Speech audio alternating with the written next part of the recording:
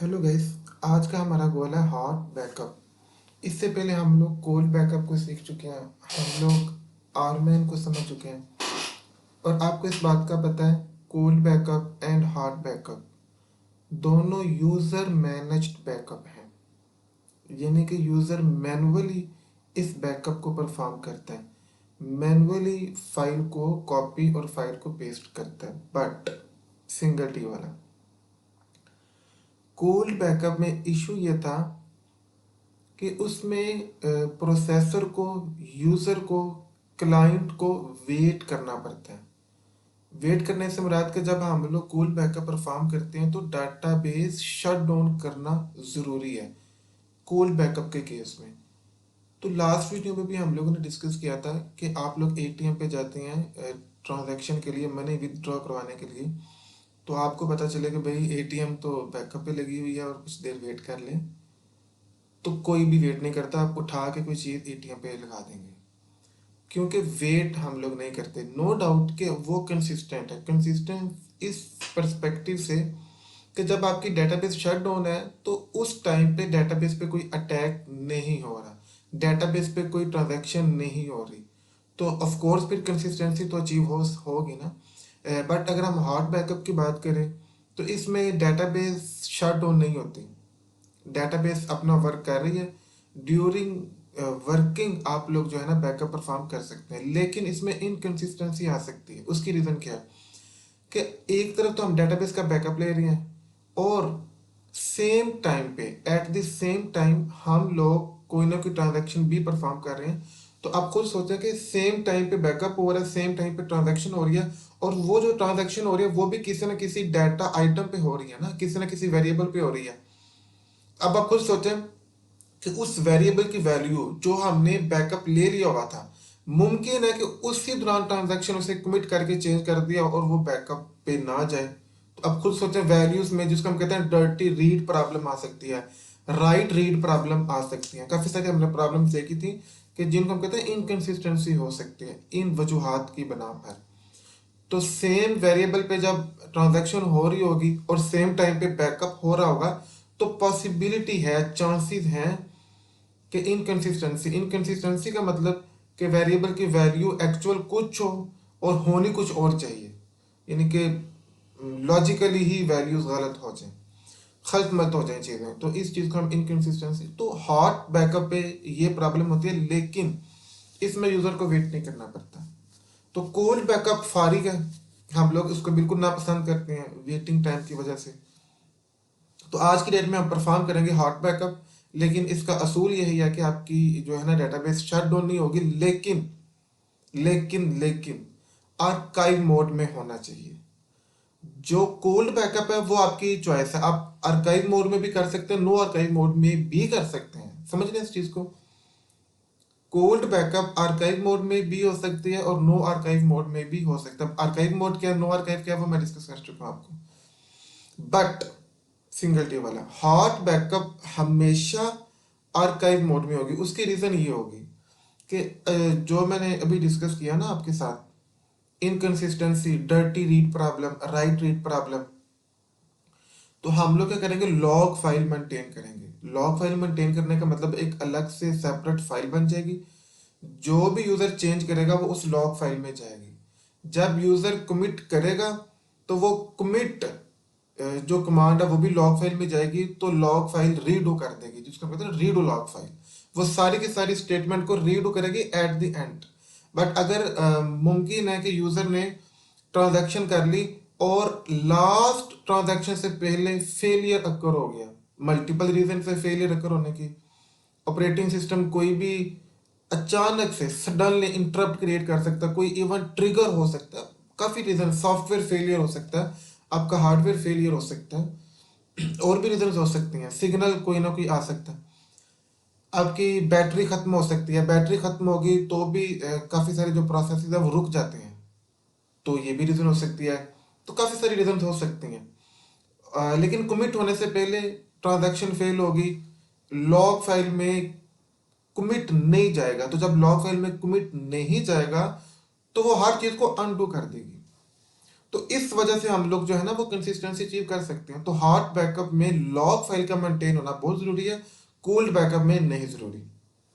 अब देखते हैं जी, ये थोड़ा सा इंट्रो था हॉट बैकअप का, वो मैं चाह रहा था आपको दे दूं कि दोनों में बेसिक डिफरेंस क्या है, हॉट में एंड कोल्ड में।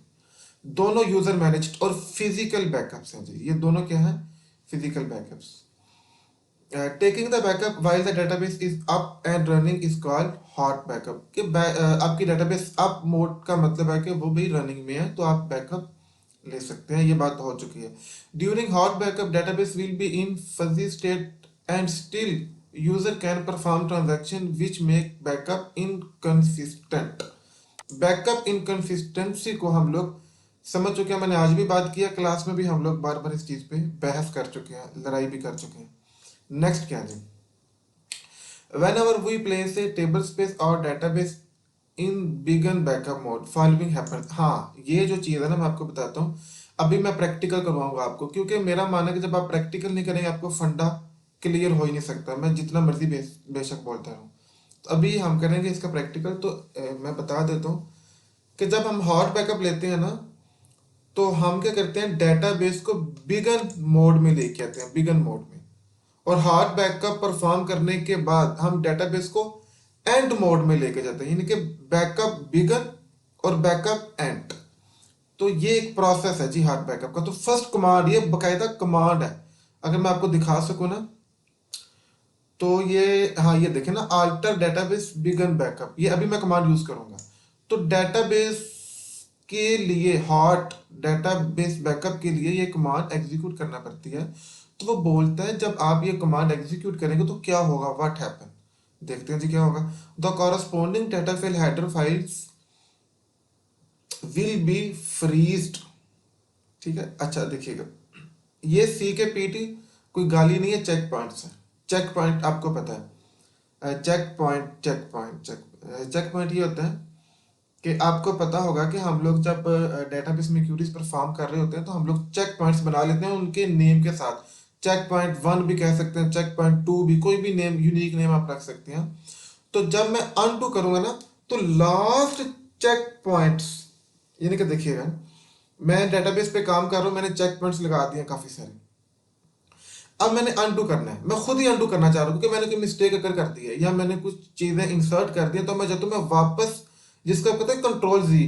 तो याद रखिएगा, मैं आपको पहले ही बता दूं, फिर आप मुझसे, एक सेकंड मैं चलता हूँ एसक्यूएल पे, इस चीज को ना निकाल ही लेते हैं आज। ठीक है, अच्छा मैं क्यूरीज परफॉर्म करता जा रहा हूँ, insert queries, update query, delete query. तो मैंने जब क्यूरीज परफॉर्म की तो मुझे याद आया कि अभी जो मैंने लाइन ऐड की है ना, ये तो मैंने करनी नहीं थी, गलत कर दी है।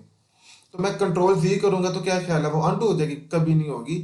इस काली स्क्रीन पे कंट्रोल जी का कोई मतलब नहीं है, समझ आ गई इस चीज की।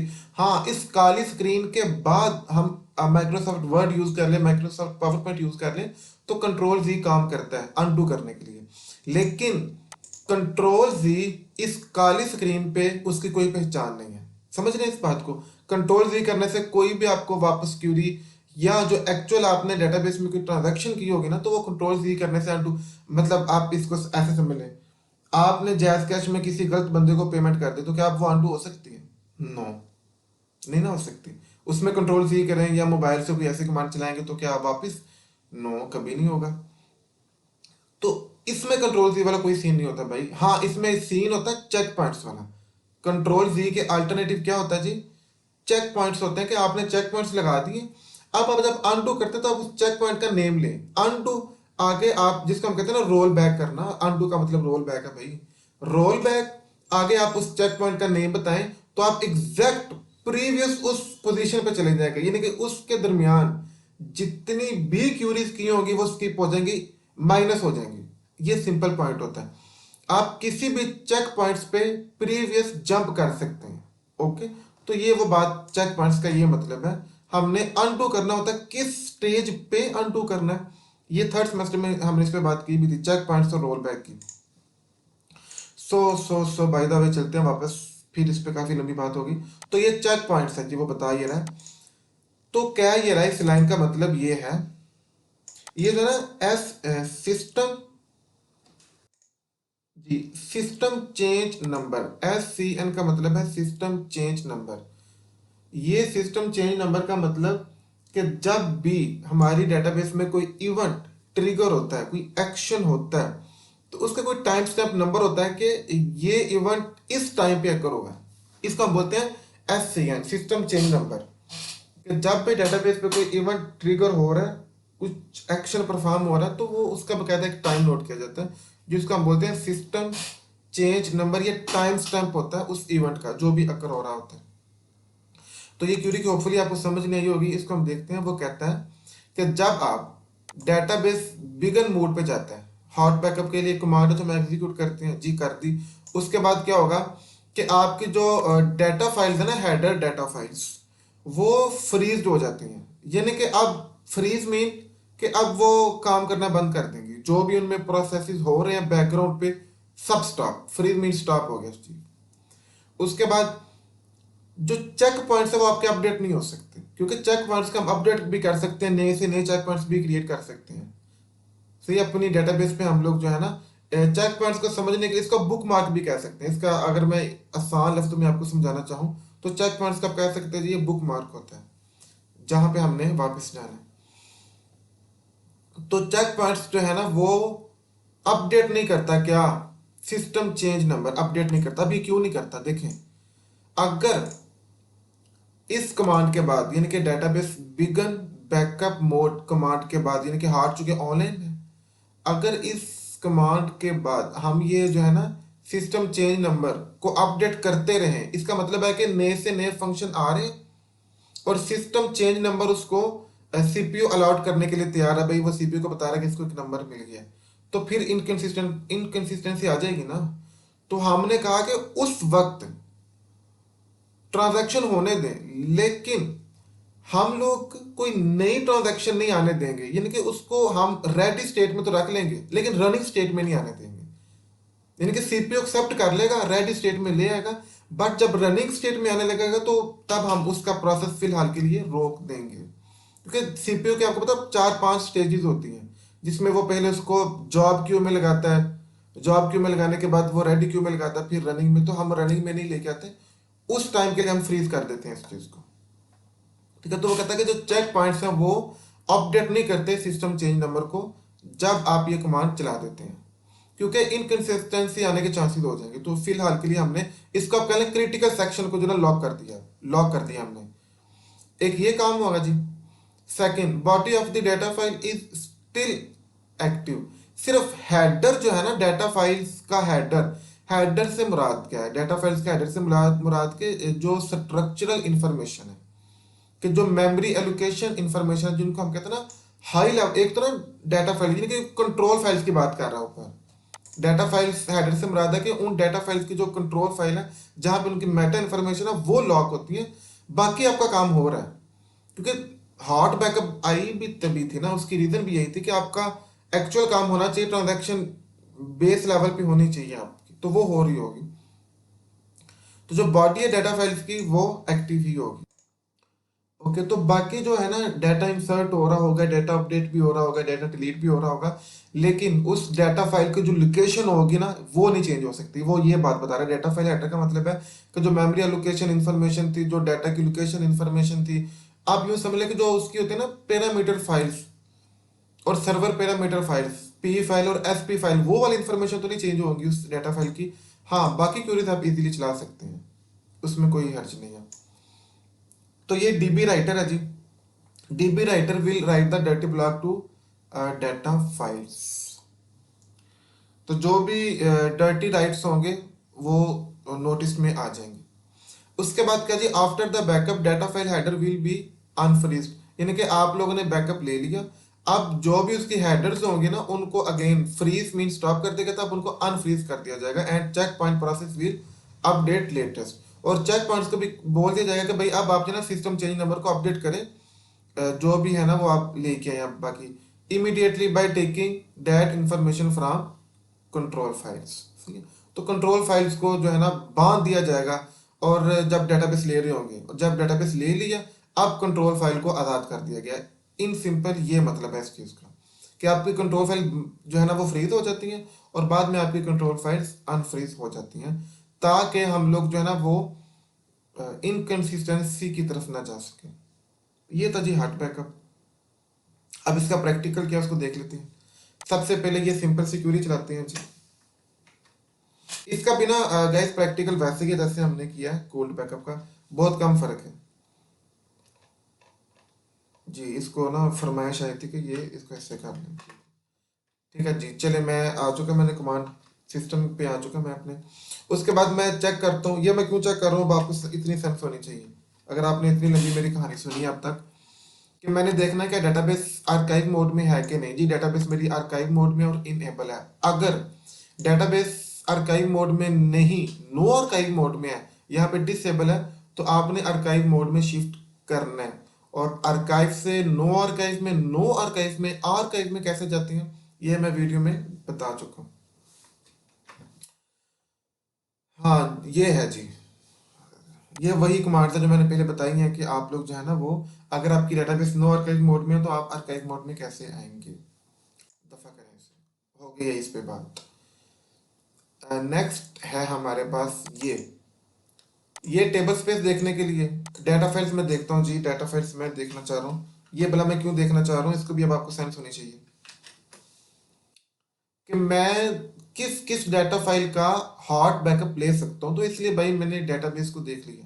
ओके, तो डेटाबेस की इंफॉर्मेशन मैं देखना चाह रहा हूँ। आप इसी तरह कंट्रोल फाइल की इंफॉर्मेशन देख सकते हैं, और इसी तरह आप जो है ना आप आपकी जो लॉग फाइल है, क्योंकि जब आर्काइव मोड में तो लॉग फाइल होंगी, लॉग फाइल आपकी एक्टिव भी हो सकते हैं, इनएक्टिव भी हो सकते हैं, करंट भी हो सकती है। तो आप लॉग फाइल की इंफॉर्मेशन लेके उनको भी बैकअप के लिए कर सकते हैं। ओके, अब करना क्या आपने, सीधा बैकअप की तरफ चलते हैं, हमें फजूल बातों। पहला काम ये करना, अल्टर डेटाबेस बिगन बैकअप, ये हॉट बैकअप का प्रोसेस है। अब जब आपने ऑनलाइन बैकअप लेना है तो पहली ये कमांड आपको रन करना पड़ेगी, अल्टर डेटाबेस बिगन बैकअप।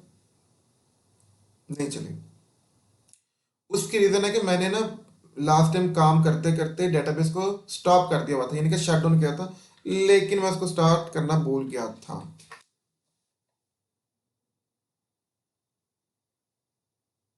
एक सेकंड, ये क्या हुआ।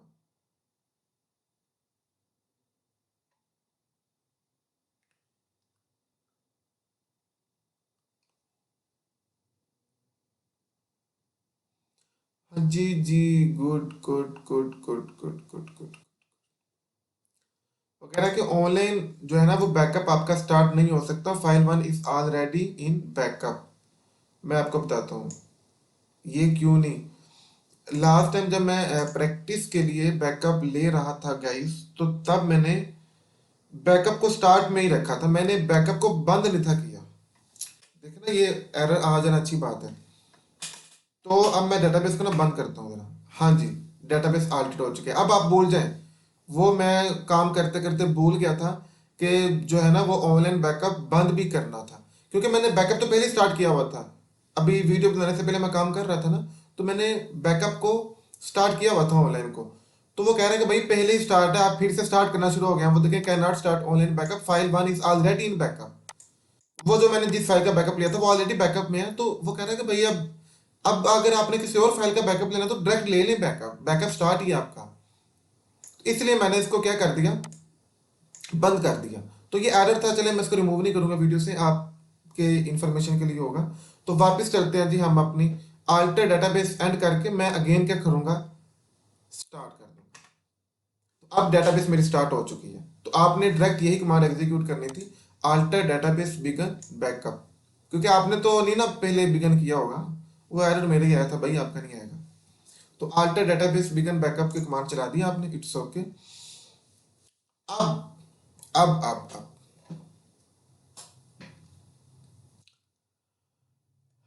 ये कमांड एग्जीक्यूट करेंगे हम लोग। इसको क्यों करेंगे देख लेते हैं। सिलेक्ट फाइल स्टेटस फ्रॉम, ये डायनामिक व्यू बैकअप का। उसने बता दिया मेरे पास फाइल है जी 1 2 3 4। ठीक है, ये फाइल नेम ये है, ये फाइल नेम है ना, तो इन फाइल के नंबर भी होते हैं। तो ये 1 है फाइल, ये 2 है, ये 3 है, और ये फाइल मेरी 4 है। इससे मुराद ये है 1 2 3 4। और वो स्टेटस एक्टिव है। अगर तो स्टेटस नो एक्टिव होगा तो फिर आप ऑनलाइन बैकअप नहीं ले सकते। अगर तो फाइल का स्टेटस एक्टिव है तो आप ऑनलाइन बैकअप ले सकते हैं, हॉट बैकअप ले सकते हैं। ओके गाइस, अब ये एक्टिव पता कैसे आया था? इस कमांड के बाद ये एक्टिव आया है। अल्टर डेटाबेस बिगन बैकअप की कमांड से ये एक्टिव हुआ है।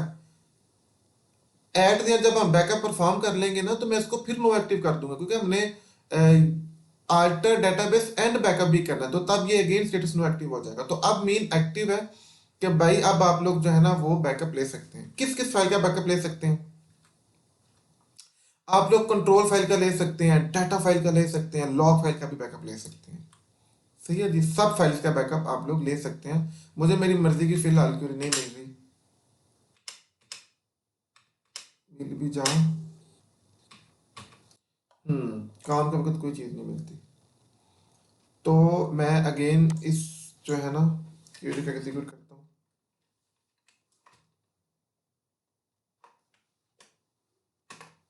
हाँ जी, तो इन इन फाइल्स का हम लोग बैकअप ले सकते हैं। तो आप इस फाइल को कर लें, एड्रेस सारे का सारा कर लें कॉपी। ओके गाइस, जी मैंने कॉपी कर लिया हुआ है। अब यहाँ पे हैं, और इधर आप टाइप करें CMD, रन एज एडमिन कर लें। यस जी,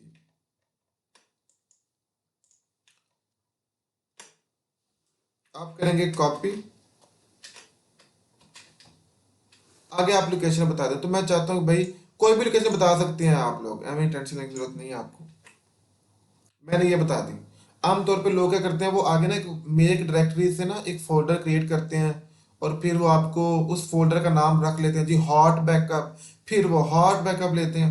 तो बच्चों को लग रहा था कि पता नहीं वो कीवर्ड है, हॉट बैकअप फोल्डर का नेम होता है, कीवर्ड कोई नहीं होता।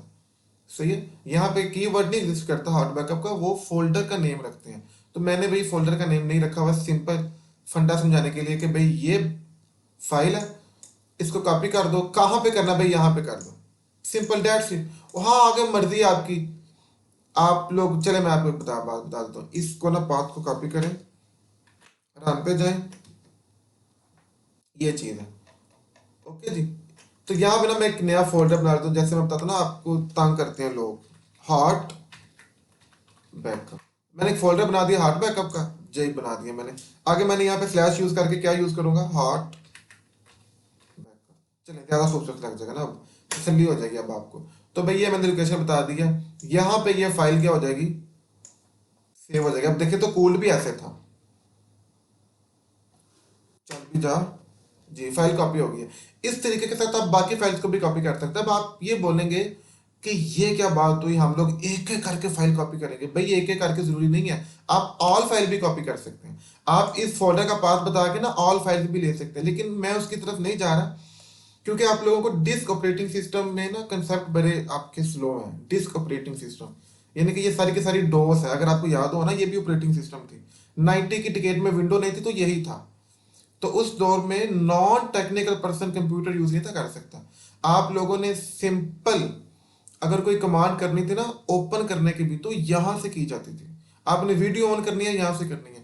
तो वो शायद कंसेप्ट बेस नहीं, तो मैं इसलिए चीज़ों को सिंपल कर रहा हूँ कि आप लोगों को हॉट बैकअप का मैंने फंडा समझाना है, कंसेप्ट समझाना है। तो इसलिए मैं ज़्यादा डेप्थ में नहीं लेके जा रहा आपको, तो वो फिर गुंजल क्रिएट हो जाएंगे।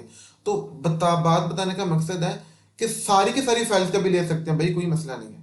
तो ये वन फाइल लेने का मतलब आपको फंडा और कंसेप्ट इजीली कन्वे करना है मेरा। तो इसलिए मैंने एक फाइल्स का क्या ले लिया अभी आपके सामने, हॉट बैकअप ले लिया जी। अच्छा एक चीज़ और, एक चीज़ और, ठीक है। उसने बताया कि भाई सीपी कॉपी करें डाटा फाइल्स को, आगे आप बैकअप लोकेशन बता सकते हैं। ठीक है, मैंने ले लिया है। अब उसके बाद एक बड़ी लंबी क्यूरी है, ये मैं आपको दिखाता हूँ इस क्यूरी का क्या मतलब है। ये क्यूरी आपने चलानी है एसक्यूएल पे। ये वैसे फजूल सी क्यूरी है, कहाँ पे चला गया। चलो, सारी क्यूरी मैंने क्या कर दी, पेस्ट। आप लोग तब तक ऊपर पढ़ना शुरू कर दें। Select T dot name as, आपको याद होगा एलियस बना लेते हैं हम लोग एज के साथ, थोड़े बहुत डेटाबेस के कंसेप्ट याद है ना।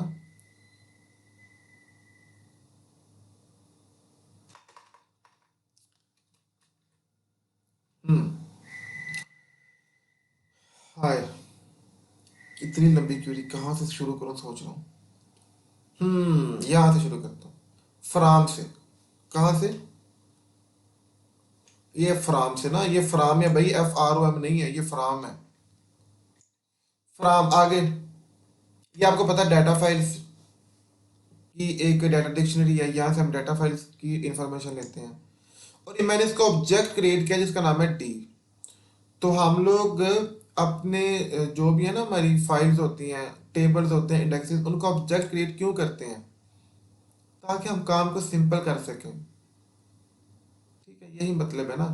तो इसका डी यानी कि ऑब्जेक्ट क्रिएट करने का मतलब ये होगा कि जहां जहां पे मैं डी लूंगा ना, वहां वहां पे कंसीडर ये होगा कि मैंने डाटा फाइल ली है। तो ठीक, ये काफी नाम लेंथी था ना भाई, मैंने लेंथी नाम को एक लेटर में कर दिया ताकि मुझे आसानी हो। इसी तरह टेबल स्पेस के लिए मैंने ऑब्जेक्ट बना दिया टी का। ये जब हम ज्वाइन पे काम किया था, अगर आपको याद हो, आपको याद हो कि ना याद हो, तो तब हमने ये सीखा था कि भाई आप ज्वाइंट बनाए तो टेबल्स के ऑब्जेक्ट क्रिएट कर दिया करें। अब शायद याद आ जाए। तो इसी तरह देखें, इसका मैंने ऑब्जेक्ट बना लिया बी। तो कितने ऑब्जेक्ट बना लिए? डी। डी का मतलब है डाटा फाइल, टी का मतलब है टेबल स्पेस, और बी का मतलब है बैकअप। चले, ये बात हो गई हो। अब ये देखें, सिलेक्ट टी डॉट नेम का मतलब क्या होगा कि टेबल स्पेस के नेम। ये ना टी ऑब्जेक्ट किसका? टेबल टेबल स्पेस का। तो select T dot name, table space के नेम बताओ। एज टीबी नेम, ये एलियस क्रिएट किया कि आपने ऊपर कॉलम का नाम टेम्परेरी तौर पे मेंशन करना है, टीबी नेम, ये टेम्परेरी तौर पे मेंशन होगा। ये नहीं भी करूंगा तो भी ठीक है, सही है। तो टेम्परेरी तौर पे, ये भी डेटाबेस का बेसिक फंडा ही है। उसके बाद मैंने कॉमा के साथ बता दिया डी। डी का मतलब है डाटा फाइल। ठीक है, तो डी डॉट फाइल जो है ना वो आप डाटा फाइल मुझे बता दें एज DF, ये भी मैंने टेम्परेरी नेम क्रिएट किया। उसके बाद ये फाइल है और फिर उस फाइल का नेम। ठीक है, यानी कि ये फाइल नंबर है भाई, हैश का मतलब है नंबर। तो मैंने कहा भाई मुझे फाइल का नंबर भी, अब पता ना फाइल के नंबर होते हैं 1 2 3 4, और फिर फाइल का नेम भी ले लिया मैंने। इस तरह फिर मैंने स्टेटस भी ले लिया। स्टेटस में बताता हूँ स्टेटस का मतलब क्या है जी, एक्टिव है या इनएक्टिव है, स्टेटस भी मैंने ले लिया। और स्टेटस मैंने ले लिया बी। बी का मतलब है कि मैं चाहता हूं कि ये जो फाइल है इनका स्टेटस बैकअप के लिए एक्टिव है कि नहीं। तो अब इसको जरा क्यूरी को चला के चेक करते हैं। हाँ जी, ये देखिए क्यूरी चल गई है। ठीक है, ये मैंने क्यूरी की। तो डाटा फाइल नेम उसने बताया सिस्टम, और उस फाइल का उसने क्या बता दिया गाइस, आपको पूरा पाथ भी बता दिया, और उसने बता दिया एक्टिव, यानी कि ये फाइल हॉट डेटाबेस के लिए क्वालिफाइड है, एक्टिव।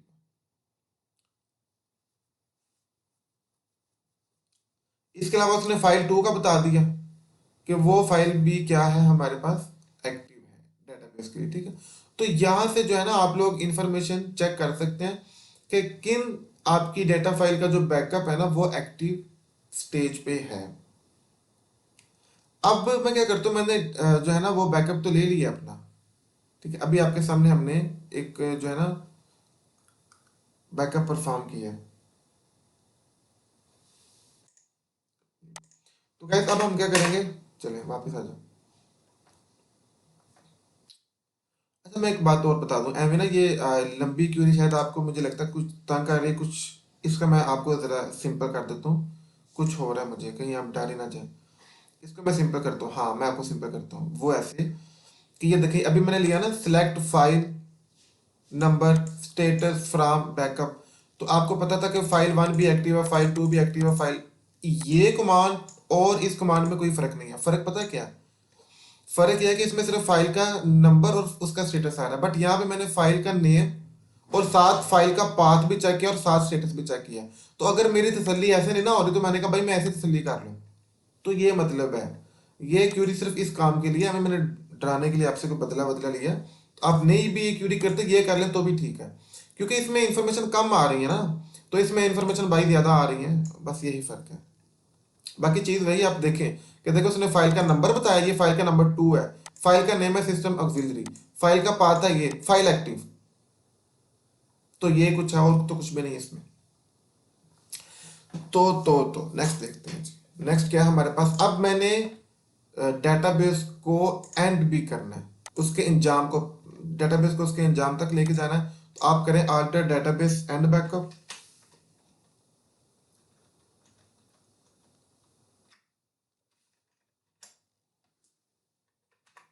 Database Altered. अब मैं अगेन एक और क्यूरी रन करता हूं जो मुझे मिल जाए टाइम से,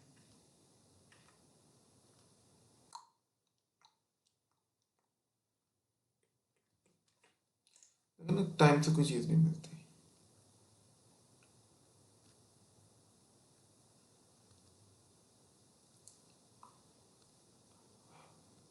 हाँ जी, ये क्वेरी चाहिए थी, सामने थी।